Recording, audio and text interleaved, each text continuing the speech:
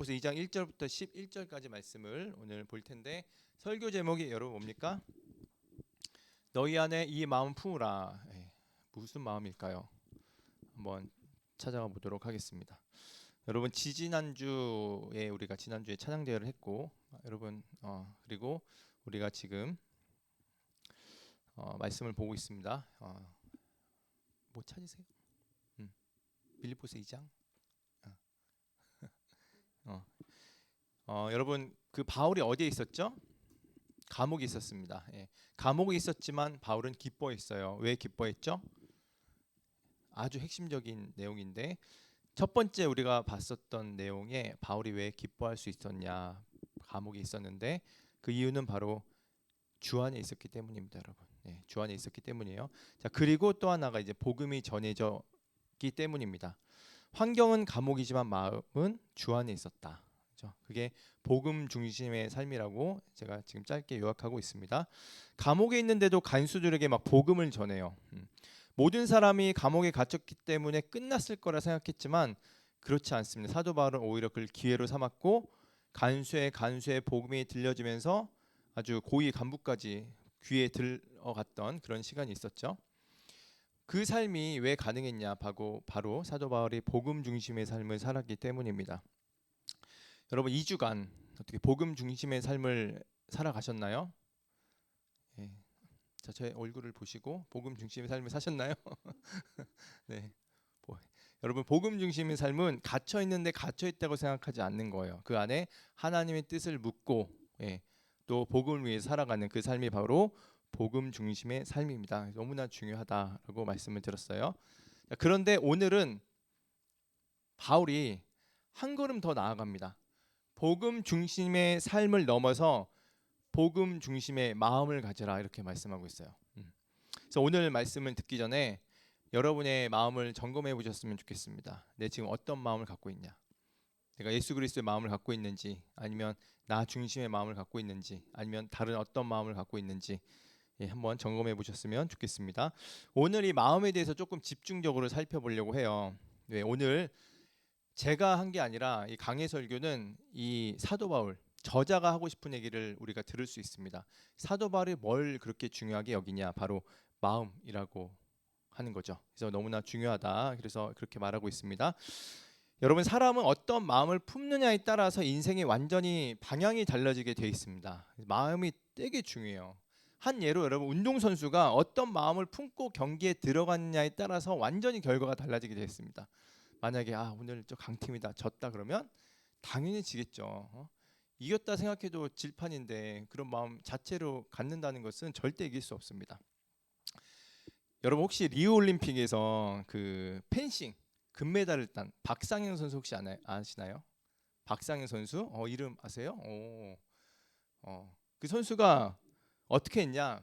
제 기억나는 게 10대 14로 지고 있었어요. 결승전인데 금메달 결정전 해야 되는 시간인데 지고 있었어요. 그 사람들이 10대 14니까 15점까지 내야 되거든요. 그래서 이제 은메달이다, 거의 포기하고 있었어요.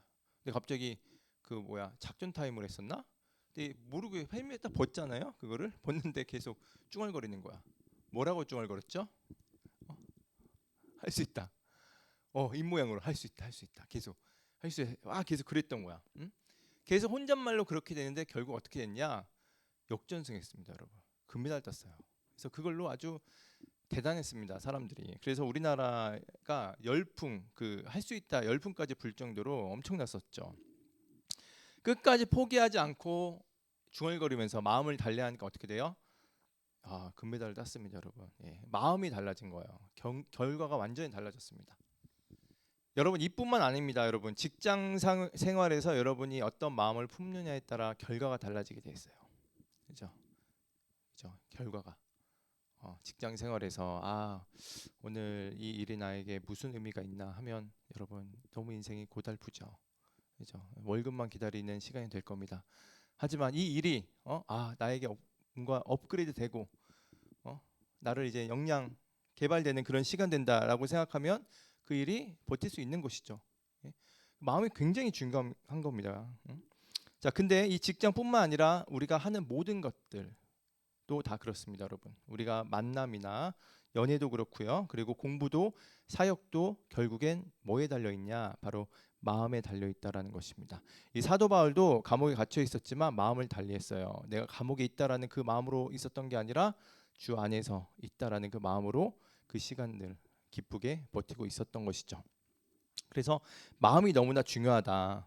성경에서 이 마음이 중요하다 하시는 말씀이 있습니다. 잠언 4장 23절에 여러분 많이 들어보셨을 거예요. 모든 지킬 만한 것 중에 더욱 내 마음을 지키라. 생명의 근원이 이에서 남이니라 이렇게 말하고 있습니다.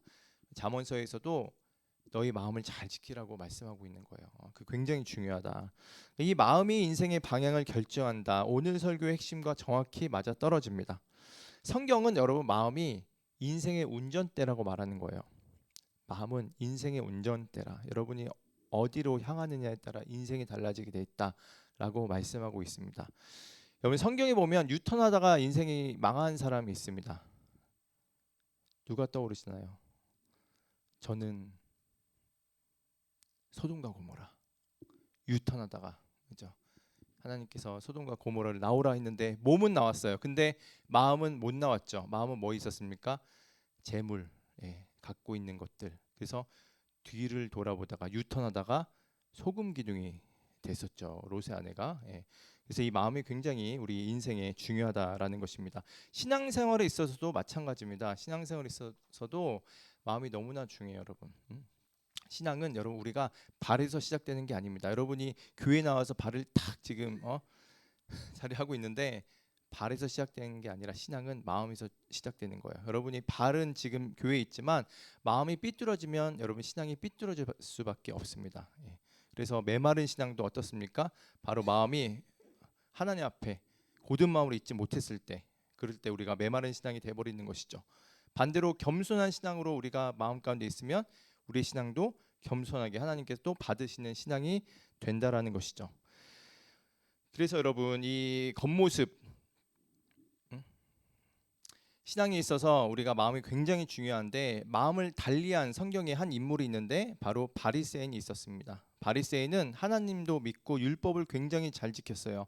주변 사람들이 보기에는 와 우리 이분은 진짜 하나님이 귀하게 쓰시고 너무 율법도 잘 지키고 그래서 굉장히 훌륭한 믿음으로 보고 있었는데 그렇지만 문제가 하나 있었습니다. 바리새인들에게. 그 문제가 뭐죠? 바로 마음에 하나님을 사랑하는 마음이 없었습니다. 그 마음이 뭐가 대체했냐? 바로 자기 의만 가득했었던 것이죠. 사랑이 없으면 여러분 자기 의에 가득 찹니다. 교회에서도 사랑이 예수 그리스도에 대한 사랑이 없으면 자기 의에 가득 찬 거예요. 자기 중심적인 그런 신앙을 하게 되는 것입니다. 그래서 구원이 아니라 바리새인들은 교만으로 가득 찼죠. 그래서 여러분 바리새인과 세리의 기도가 누가복음 18장에 나오는데 둘의 기도를 해요. 근데 바리새인 기도 어떻습니까? 세리가 그 당시에 진짜 개 취급받을 정도로 완전히 죄인으로 사람들이 몰아가고 그렇게 생각하고 있었는데 둘이 딱 예배당에 기도를 하고 있었어요. 근데 그 세리를 보고 바리새인이 어떻게 기도했습니까? 기억나실 거예요. 하나님, 저 세리가 아님에 감사합니다라고 기도했습니다. 자기는 의롭다라는 것이죠. 자, 그리고 반대로 세리는 어떻게 기도했어요? 가슴을 치면서 주님, 저는 죄인입니다 하면서 감히 하나님을 쳐다보지 못하고 기도했어요. 근데 누구 기도를 하나님께서 받으셨냐? 예수님이 말씀하셨죠. 세리의 기도를 받았다. 그죠? 세리는 죄인이지만 부족했지만 그 중심에 하나님으로 가득 찼다라는 것입니다. 결국 우리의 신앙을 결정짓는 것은 외적인 게 아니라 그 마음에 누가 주인으로 있느냐, 이게 굉장히 중요하다라는 거예요. 바리새인은 누가 마음에 있었습니까? 자기의, 자기가 있었다라는 것이죠. 그래서 바울이 오늘 이렇게 말하고 있는 것입니다. 빌립보서 2장 5절에 너희 안에 이 마음을 품으라 곧 그리스도 예수의 마음이니라고 말씀하셨어요. 여러분 예수 그리스도의 마음을 품는 것이 바로 복음 중심의 삶입니다. 여러분 예수 그리스도의 마음을 품고 계신가요? 품고 계신가? 우리 호범이가 딱 쳐다봤어요. 한 명, 호범이가 예수 그리스도의 중심으로 살고 있다. 네. 근데 여러분 오늘 이 말씀 보면서 우리가 자가 진단을 한번 해보길 원합니다. 내가 정말 예수 그리스도의 마음을 품고 살고 있나? 예수님 우리 안에 계시지만 우리가 품고 살아가고 있는 건 또 다르거든요. 그래서 한번 여러분 점검해 보셨으면 좋겠습니다. 자, 바울이 오늘 2장 1절에 이렇게 말합니다. 그러므로 그리스도 안에 무슨 권면이나 사랑의 위로나 성령의 교제나 긍휼이나 자비가 있거든 마음을 같이하여 같은 사랑을 가지고 뜻을 합하며 한 마음을 품으라 이렇게 말씀하셨어요. 자, 큰 글자로 제가 해놨습니다. 한 마음을 품으라. 여러분 예수 그리스도를 마음에 내가 품었다라는 것은 한 마음을 품는 것입니다. 그 증거가 즉 복음 중심의 삶은 나 혼자가 아니라 공동체 함께 사는 삶이라는 거예요. 여러분 나 혼자 신앙생활하겠다라는 사람은요 그리스도의 마음을 품고 있는 사람이 아닙니다. 공동체로 같이 움직이는 거예요. 복음은 나만 거룩하게 사는 게 아닙니다. 우리 공동체가 거룩을 향해 나아가는 거예요.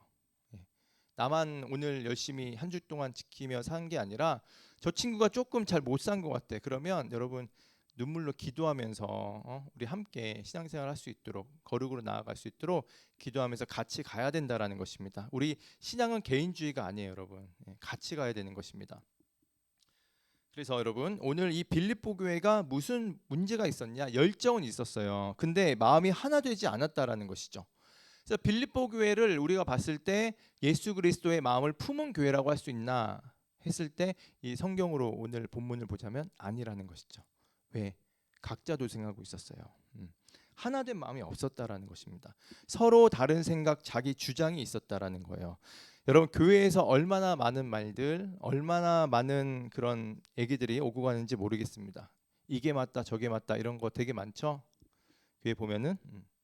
근데 이렇게 바꾸자, 저렇게 바꾸자 이런 얘기도 굉장히 많습니다. 근데 잘해보려는 그 마음은 있는 건 알아요, 그죠? 한번 계속 한번 생각해 보도록 하겠습니다. 그런데 혼자 살면 여러분 가능해요. 내 생각, 내 뜻대로 하면 됩니다. 근데 이게 공동체잖아요, 교회가.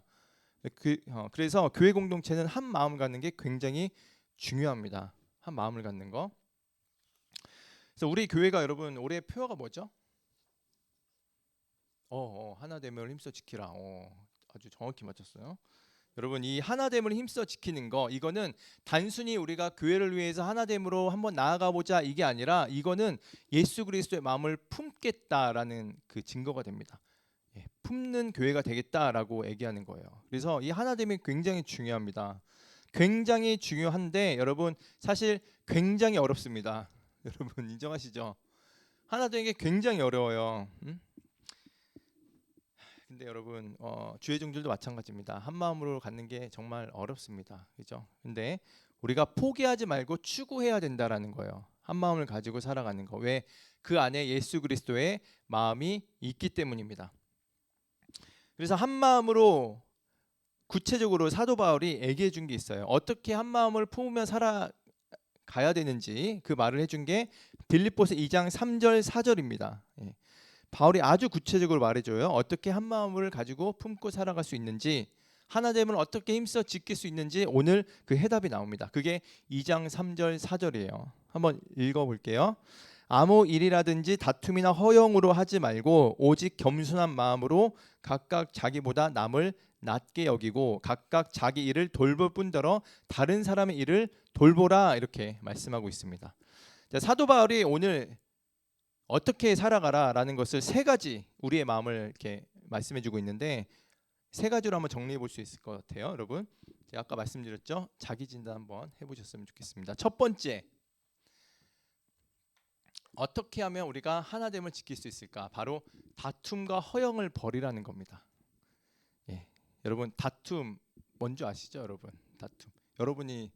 저와 여러분이 잘 해오셨던 거 그거는 따로 뭐 설명 안 드려도 될 것 같아요. 논쟁하고 그죠? 그렇게 싸우는 거 그게 바로 다툼입니다. 다툼하지 마라. 다툼이 있으면 절대 여러분 하나 될 수가 없습니다. 그죠? 이 말은 네가 맞고 나도 맞다 이거거든요. 자, 근데 두 번째 허영이 뭘까요? 허영이 뭘까요? 허영이 한자 그대로 하면 헛된 영광입니다. 즉 속은 비어 있는데 겉만 화려한 영광이에요. 겉만 화려한 영광. 다시 말하면 하나님께 드려지지 않는 자기 중심의 영광이라는 것입니다. 겉으로는 어떻게 해요? 굉장히 거룩하지만 마음은 교만한 상태에 있는 거. 그게 바로 허영입니다. 기도할 때도 마찬가지죠. 기도하는데 저 사람이 하나님 위해서 하나님께 이렇게 기도를 하는 것 같은데 알고 봤더니 막 자기 오랫동안 기도하는 것을 사람들에게 보이려고, 이게 바로 허영입니다. 이거. 예. 속은 비어 있는데 겉만 화려한 영광. 자, 예를 한번 들어보면 바리새인의 허영이 마태복음 6장에 나와요. 바리새인은 어떻게 했냐? 구제, 도와주는 거, 예? 그리고 기도하는 거, 금식할 때 어떻게 했냐? 사람에게 보이려고 했습니다. 그래서 예수님께서 이렇게 말씀하셨죠. 사람에게 보이려고 그들 앞에서 너희 의를 행하지 않도록 주의하라, 이렇게 말씀하셨어요. 경건의 모양은 있었지만 하나님이 아닌 사람의 인정을 구하는 거, 그게 바로 허영의 대표적인 모습입니다. 이 허영이 있으면 여러분 하나 될 수가 없는 거예요. 그죠? 예. 자, 우리 교회 안에 뭐가 있을까요? 이 허영. 칭찬받기 위해서 봉사하는 거, 그것도 허영입니다. 예. 하나님 중심이 아니라 내 중심, 나에게 인정받기 위한, 그게 바로 허영이고, 또 인정받기 위해서 사역하는 거, 이것도 허영입니다. 이것도 하나 될 수가 없어요. 또 자리를 통한 존재감 추구. 찬양팀 리더가 너무나 잘해요. 그래서 이 찬양팀 리더가 이렇게 생각하는 것입니다. 내가 빠지면 예배가 안 될 걸. 내가 빠지면 뭐 이렇게 영적 흐름이 다 끊길 거. 이게 바로 허영이에요, 여러분. 속이 텅 빈 거, 자기 영광만 구하는 거. 그리고 은사를 과시하는 태도. 은사를 과시하는 태도. 예전에 제가 오래 전에 교회에서 이런 분이 계셨어요. 하나님의 음성을 굉장히 잘 들으신다라는 분이 계셨습니다. 여러분 혹시 이전에 교회 다니시면서 그런 분 계셨나요? 하나님 음성 잘 들으시는 분? 예. 그분이 되게 잘 들으신다고 해서 사람들은 어떻게 했냐? 마치 자기가 하나님처럼 이렇게 말을 막 하는 바람에 교회가 큰 어려움을 겪은 적이 있습니다. 예. 사람들이 막 그 한마디에 완전 꿇게 만드는 거예요. 두렵게 만들고. 근데 모든 사람들이 다 그렇다는 걸 제가 얘기하는 건 아닙니다. 예. 근데 우리가 분별할 줄 알아야 돼요. 정말 그 음성이 하나님의 음성인지, 그걸 뭘 통해서 알 수 있나? 이따가 또 말씀 볼 텐데 그 안에 예수 그리스도의 겸손이 있는지 봐야 됩니다, 여러분. 예. 자기 영광만 구하면요, 그 사람의 그 모든 음성도요 다 그대로 드러나게 되어 있습니다. 그게 뭐예요? 자기를 과시하는 거. 나 이렇게 음성을 듣는데 너 못 듣지? 막 이런 거. 그리고 내 음성 안 들어? 이런 분위기. 이게 바로 허영이라는 것입니다. 자, 또 한 번 제가 이것도 한번 본 적이 있어요. 어떤 교회에 어떤 권사님이 치유 은사를 하나님 주신 거예요. 그래서 권사님 치유 받으려고 교회 성도들이 막 온 겁니다. 외부에 새신자도 오고. 그래서 고침을 받았어요. 근데 이 목사님의 설교와 예배를 드리러 온 게 아니라 치유 받으려고, 주변에 쫙 온 겁니다. 근데 무슨 일이 있었냐? 이 권사님이 이제 자기 힘이 막강해진 거예요. 그래서 내가 빠지면 이 교회 어떡하려고 그러면서 거의 뭐 무질서하게 나아간 거죠. 그래서 이 문제로 인해서 아주 교회가 어려움을 겪었는데, 나중에 이 권사님은 나중에 뭐 교회에서 좀 문제시 돼서 어떻게 된 것 같아요. 뭐 다른 교회 보내던가 하여튼 이런 징계를 갖게 됐었는데, 이런 게 뭐냐? 바로 허영입니다. 허영. 자기 갖고 있는 것을 자랑하는 거. 근데 이게 보시면 아까 음성도 그렇고 병고침도 그렇고 내가 한 게 아니잖아요, 그죠? 내 안에서 하나님이 하신 거기 때문에 정말 겸손한 사람을 자기를 드러낼 수 없다라는 것입니다. 근데 이게 뭐가 문제가 있냐? 바로 아까도 말씀드렸지만 교회가 하나 될 수가 없다, 그죠? 이게 굉장히 무서운 거라고 그랬어요. 자, 허영이 여러분 교회를 분열시킵니다. 왜? 허영은 자기 중심적이기 때문이에요. 세상 사람들이 왜 싸웁니까? 너도 맞고 나도 맞고, 자기 중심성이 있는 거거든요. 근데 교회에서 여러분 자기 중심성을 가지고 서로 대하게 되면, 성도를 대하게 되면 싸움밖에 안 나요. 또 오늘 말씀에 하나님께서 뭐라 하시나요? 무슨 마음을 두고 살아라? 예수 그리스도 마음을 두고 살아라. 그렇게 말씀하고 있는 것입니다. 예수님이 어떠한 분이신데요? 그거를 또 계속 보도록 하겠습니다. 두 번째는 겸손한 마음을 품으라예요. 준이 어서 와. 겸손한 마음을 품으라. 여러분 겸손은 스스로 낮추는 그런 태도입니다. 여러분 겸손이요, 나는 못하겠어요 막 이런 거 있잖아요. 막 자존감 내려가는 그런 말하는 게 겸손이 아닙니다. 겸손은 나를 낮추고 상대를 높이는 거예요.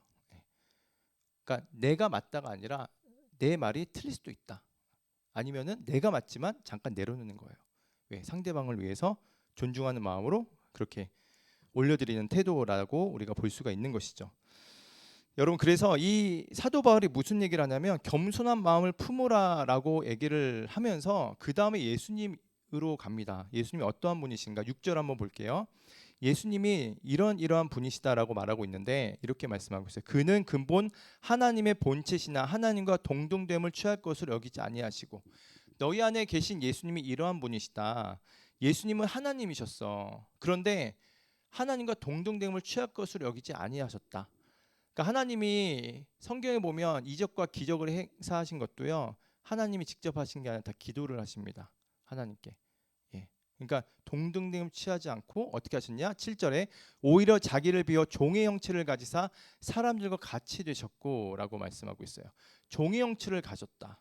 사람들과 같이 되셨다. 여러분이 지금 사람이기 때문에 하나님이 사람으로 된 게 뭐 그렇게 크게 뭐 그렇게 낮추신 건가 이렇게 생각할 수 있는데, 이게 신앙 용어로 그 비하라고 하거든요. 하나님이 낮게 오신 거. 예를 들어서 여러분 한번 이렇게 생각해 볼게요. 하나님은 전능하신 하나님이십니다. 그렇죠? 근데 우리가 사람이에요. 근데 지나가는 개미가 있습니다. 개미가 봤을 때는 사람이 어떤 모습으로 보일까요? 되게 높고 전능한 사람처럼 보일 거예요. 근데 사람이 어떻게 하냐? 이 개미를 구원하기 위해서 개미로 간 겁니다. 개미 인생이 된 거예요. 굉장히 낮게 간 거죠. 예수님께서 이렇게 오셨다라는 거예요. 완전히 전능하신 하나님이시지만 우리의 인간으로 오셨다. 그게 이젠 예수님의 겸손의 모습으로 오셨다라는 것이죠. 종의 형체를 가지사 사람들과 같이 되셨고, 8절에 사람의 모양으로 나타나사 자기를 낮추시고 죽기까지 복종하셨으니 곧 십자가에서 죽으심이라. 죽기까지 복종하셨다. 그리고 십자가에 죽으셨다. 이 개미의 세계에 큰 형벌이 있어요. 그 형벌 가운데 뛰어든 겁니다. 왜? 그 개미들을 살리기 위해서. 근데 지금 제가 굉장히 낮은 그 방향으로 제가 말씀드려서 개미를 제가 예시를 들었는데, 그러니까 전능하신 하나님이 우리 인간의 모습을 띠고 십자가에 돌아가신 것은 대단한 거라는 거예요, 여러분. 하나님의 겸손이 있었다라는 것입니다. 근데 여러분, 겸손은요, 단순히 우리가 살아가면서 겸손하게 살면 사람들은 손해 본다 이렇게 얘기를 합니다. 그런데 그리스도인은 하나님께서 어떻게 하시냐면 우리를 세우세요. 9절에 보시면 이렇게 말씀하세요. 이러므로 하나님이 그를 지극히 높여 모든 이름 위에 뛰어난 이름을 주사 하늘에 있는 자들과 땅에 있는 자들과 땅 아래에 있는 자들로 모든 무릎을 예수의 이름에 꿇게 하시고, 이렇게 말씀하십니다. 우리가 여러분 낮고 낮은 겸손의 삶으로 살아갈 때 우리가 하나님께서 영광을 받으시는 거예요. 그리고 하나님께서 어떻게 하시는가? 우리를 높여주십니다. 여러분, 이 겸손한 마음이 여러분 삶 가운데 쉽습니까? 어렵습니까? 듣기로는 많이 들어서 쉬울 수도 있지만 현장에 가면 정말 어려울 수 있어요. 여러분과 다투면서 싸우는 그런 상황 가운데 겸손한 마음으로 내가 틀리고 당신이 맞습니다라는 말을 하는 게 굉장히 어렵다고요. 특히 자존심이 강하신 분들은 이게 굉장히 어렵습니다. 여러분, 그 마음을 생각하셔야 돼요. 예수 그리스도가 어떻게 하셨나? 그 마음을. 그래서 내가 억울해도 상대방이 기분 상하거나 그러면 미안하다고 사과할 줄 알아야 돼요. 왜?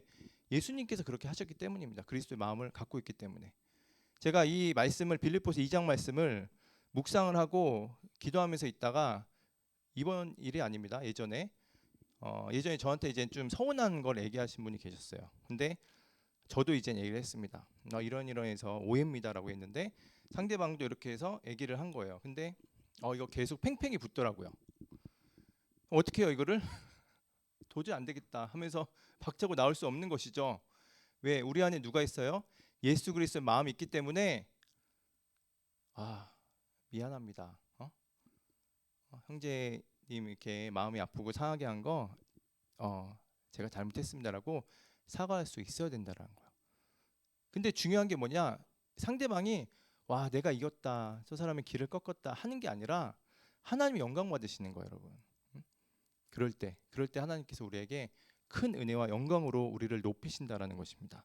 이런 삶을 여러분 이 말씀 가운데 겸손하십시오. 이거는 너무나 많이 들었습니다. 그런데 현장에 여러분 반드시 이런 일이 있습니다. 그때 반드시 기억하시고 정말 말씀에 순종 한번 해보세요. 제가 잘못했습니다라고 얘기해 보십시오, 여러분. 그런 삶이 너무나 필요합니다. 그럴 때 여러분 우리가 예수 그리스도의 마음을 알게 되고 그 마음으로 살아갈 수 있는 거예요. 그리고 마지막 세 번째입니다. 우리가 어떻게 하나됨을 힘써 지킬 수 있을까? 예수 그리스도 마음을 가지고 살 수 있을까? 여러분 두 가지 지금까지 해봤는데 여러분 어떻습니까? 자기 진단 한번 해보라고 말씀드렸는데 어떻게 예수 그리스도의 마음이 품고 있다고 생각하셨는데 어떻게 좀 반전이 일어났나요? 자, 세 번째 여러분 남의 일을 돌아보라입니다. 남의 일을 돌아보라. 오늘 이 4절에 이렇게 말씀하시죠. 각각 자기 일을 돌볼 뿐더러 또한 각각 다른 사람들의 일을 돌보아 나의 기쁨을 충만하게 하라. 요즘 너무 바쁜 시대를 살아가고 있기 때문에 우리가 자기 일만 하는 경우가 굉장히 많습니다. 빨리 내일 끝내고 퇴근하고 쉬어야죠. 그죠? 내일 할 것도 있고. 그런데 남의 일을 돌보라는 거 여러분. 교회에서도 마찬가지죠. 보면서 조금 뭐 도와줄 거 없는지 한번 찾아보는 거. 이것도 남의 일을 돌보는 거. 그게 오늘 하나님께서 우리에게 말씀하신 예수 그리스도의 마음이라는 거예요. 이게 사도 바울이 나의 기쁨을 충만하게 하라 이렇게 말씀하고 있어요. 이게 굉장히 기뻐한다라는 것입니다. 사도 바울뿐만 아니라 하나님이 기뻐하신다라는 것이죠. 왜 모든 성경은 하나님의 감동으로 된 것으로 그렇죠. 그래서 남의 일을 돌보는 거 이거를 나존사님 되게 잘하시더라고. 우리 모세 어머니 나존사님이 남의 일 잘 돌보세요. 뭐 도와줄 거 없어요 이걸. 여러분 진짜 이거를 말씀이라도 한번 해보는 거 굉장히 중요합니다. 그럼 굉장히 중요하다. 그래서 우리 성도님들 가운데 뭐 제가 도와줄 거 없습니까? 라고 하는 거 그거 되게 중요하고 그렇게 살아가는 게 하나님 기뻐하시는 삶이라는 거예요. 여러분 그래서 우리 청년부도 여러분 한번 생각해 보십시오. 여러분이 좀 도와줄 게 없는지 깊이 묵상하는 한 주가 됐으면 좋겠습니다. 아멘. 네. 좋습니다, 여러분. 하여튼 오늘 예수 그리스도의 마음을 한번 품으라라는 것을 한번 세 가지로 봤어요. 한번 자기 진단도 해봐라. 여러분은 내가 살면서 예수님이 내 안에 계시기 때문에 내가 예수님 마음 품고 살고 있다라고 생각할 수도 있어요. 근데 오늘 어떻게 말씀하십니까? 첫 번째가 다투지 말고 허영을 버리라. 헛된 영광을 버리라. 두 번째는 뭡니까? 두 번째 뭐예요? 저 기억이 안 나서 그래요. 겸손해라. 그렇죠? 세 번째 뭡니까? 남해를 돌보라. 이 세 가지. 너무 잘하셨어요, 미자매님. 그래서 여러분 한 주간 한번 하루에 하나씩이라도 한번 해보세요. 이 실천이 굉장히 중요합니다. 이렇게 살아갔을 때 여러분 주일날 예배 나올 때 십자가만 봐도 눈물이 나오는 거. 왜? 예수님의 마음으로 살았기 때문입니다. 찬양을 부를 때도 마음에 감동이 있는 거예요. 왜? 내가 예수님의 말씀대로 살아갔기 때문이에요. 그래서 우리 모두가 우리 예수 그리스도 마음을 품고 우리 청년부 또 우리 에덴교회 가운데 또 여러분 삶 가운데 그 신앙으로 믿음으로 살아가는 저 여러분 되시기를 간절히 소망합니다. 같이 찬양하실 때